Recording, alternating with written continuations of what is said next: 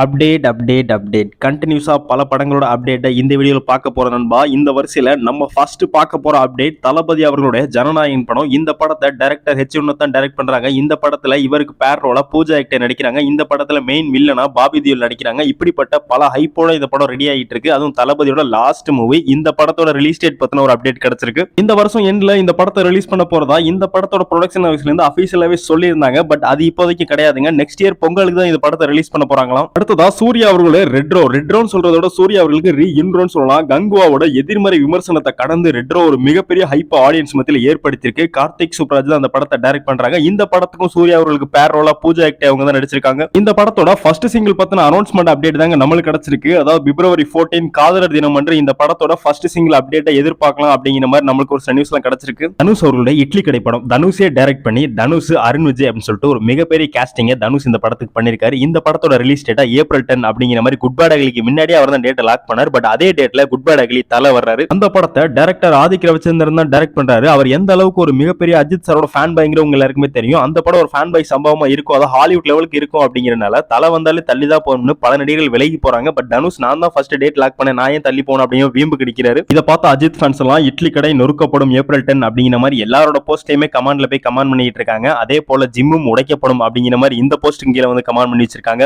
ஒருவேளை தனுஷ் ஃபேன்ஸ் எல்லாம் எதிர்பார்த்துக்கிட்டு இருக்க மாதிரி இட்லி ஏப்ரல் 10 அன்னைக்கு நல்லா இருந்துச்சுன்னா இட்லி எல்லாம் வித்து போயிடும். அதுல எந்த வித மாற்றமும் கிடையாது. ஓகே நண்பா, இப்போ நம்ம பார்த்த இந்த 4 படங்கள்ல நீங்க எந்த படத்துக்கு ஈகரா வெயிட் பண்றீங்கறத கமெண்ட் பாக்ஸ்ல கமெண்ட் பண்ணிருங்க. நம்ம சேனலை மறக்காம சப்ஸ்கிரைப் பண்ணிருங்க. இந்த வீடியோ உங்களுக்கு தெரிஞ்ச நண்பர்களுக்கு ஷேர் பண்ணுங்க. தேங்க்யூ நண்பா.